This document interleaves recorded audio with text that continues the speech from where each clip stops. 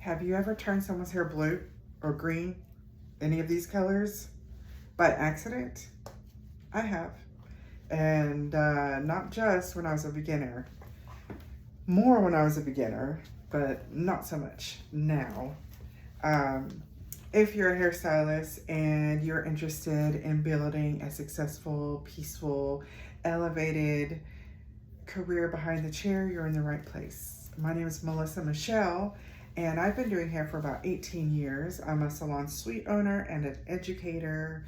And full disclosure, I am really, honestly, this is a brand new thing for me.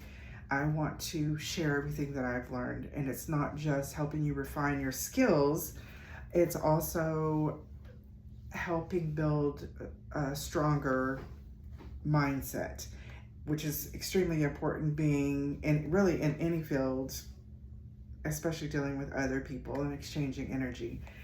But what I wanted to talk to you today about was just those oopses, those accidental whatever. Sometimes they end up being phenomenal accidents. But I can tell you one thing that I learned for sure is not to be afraid of making mistakes. Mistakes is where you learn a lot. It tells you what to do, what not to do, or what to try next time. I know for instance, the first time I turned a girl's hair green, she was going from blonde and she wanted to go back to brunette. And I was not using a color with automatic filler. So her hair turns green. And me really once I set into panic, that's when everything stops. I can't think straight. I'm trying to call people. I'm like, oh my God, and I'm freaking out. And of course, I might not be out loud, which I've seen some stylists can't hide it. Even if you can hide it on your face, you are literally putting out energy. Like every heartbeat you're putting, the energy is like reaching them. They can feel it. Don't be afraid of making mistakes. Mistakes are going to happen. But it is a happy thing, though, as long as you're not burning the hair off. But it's a good thing if you can look at it as you're learning, being excited to learn something new rather than dreading and being scary and like, oh, if I don't mess up. Like, you know the basics. Work through the fear.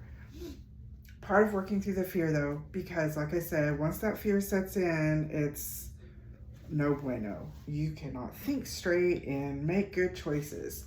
And I believe that is one of the big things that I really want to communicate to everybody. Why I've decided to do this method of training is to let you know, A, you're not alone. Don't be afraid of mistakes. But we are the ones that are in charge of our day. We are the ones that maneuver and are in control of our own space, right? Even when mistakes happen, again, they're a learning tool. How do we shift our mindset to, figuring these things out on what are your triggers and what are tools that can help you when these things happen. And a lot of that comes from self-examination.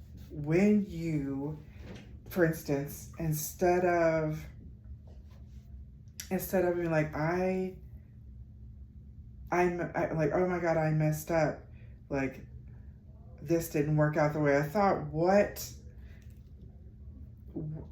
separating yourself from I messed up to the plan did not execute right. Why didn't the plan execute right? And taking that minute really just kind of helps put space between you and the thing, and allows you to be like an observer and be able to think clearer. And I know for me, I am an emotional being. Anybody that knows me and has known me for a long time knows that I'm an emotional being. And emotions are very powerful. If you do not know how to create space, those emotions will take over. And that's like having a magic wand that's out of control. And you really being out of control is not great when someone else is trusting you with their hair. And, this is something that they see in the mirror. This is a big, could be a big mental boost for them, or make them go down. We hold a lot of power in our hands, so knowing how to regulate yourself and figuring out how to examine yourself so that you can create space and make wiser decisions. And also it helps when you create that space, it helps you recognize fear as fear, and it's not you. Work through it anyway. Figure out a way, but give yourself that space so that you can think clearly, because mistakes are going to happen. I don't care how long you've been doing hair. We're humans. You can be really good and there can be fewer mistakes, but also being open to let's see what happens. You discover really, really cool things. And we're artists. We are artists. That is part of creating, is seeing what happens. You know the science, you know how, and you should, at least in school, learn how far you can take the hair and how the buildup of the hair strands are, and all of that, which should allow you to start throwing things around and juggling and figuring it out. And also giving yourself that space helps allow you to find your own creativity. It helps you stop comparing yourself to someone else, because you're examining you. You're figuring out what your gifts are instead of comparing yourself to someone else's gifts. I heard someone today put this very well, and I've always believed, not I've always believed, but I've recently started really seeing everybody as myself. Like we're all a part of the ocean, individual drops in an ocean. We're connected. And there's different things that I feel validate that thought. I don't know. Anyway, I don't want to go that direction.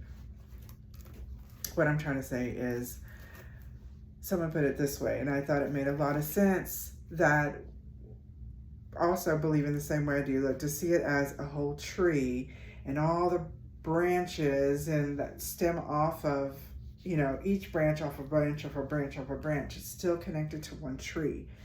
And when they said that, I was envisioning myself looking at another branch and judging it for being shaped different than me, being skinnier than me, or being bigger than me. And I instantly thought, how silly to judge something else.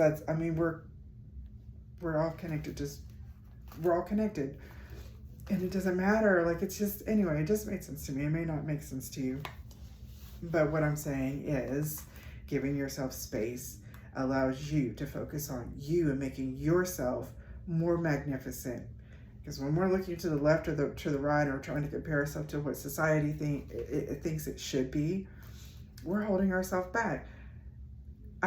Because we have different needs. Each individual has a different need that they need to reach or desire than the person you're probably comparing yourself to. You know what I mean? Or we're not understanding the trials that they have to go through, and we're not understanding ours if we're not examining ourselves and giving ourselves that space to be an observer and dive. So I hope this is helpful. If you have any stories of things that you have learned, share them with me. I'm always looking to learn, and I love a good story. Also, let me know if there's anything that you would like to know, something from behind the scenes or something, a certain technique. But either way, reach out. Like I said, this is all new for me, so I am trying to just share what I know and also lift up others. I believe that we're in a business where we're touching people and they touch others and it just spreads. And I want it to be love. I want it to be light. I want it to be peace. And I think it all begins with us, each individual, and figuring out what your own light is, what your own gifts are. Because I think that when we start diving into that, then that's how we know, or that's how we begin to be able to complement each other and really flourish and reverse the negative narrative. You know what I mean? So I would love to start a dialogue of learning and evolving and really joining with others to create a revolution, you know, to reverse and go back to, not go back to, but to create more love and beauty. I want to create more love and beauty.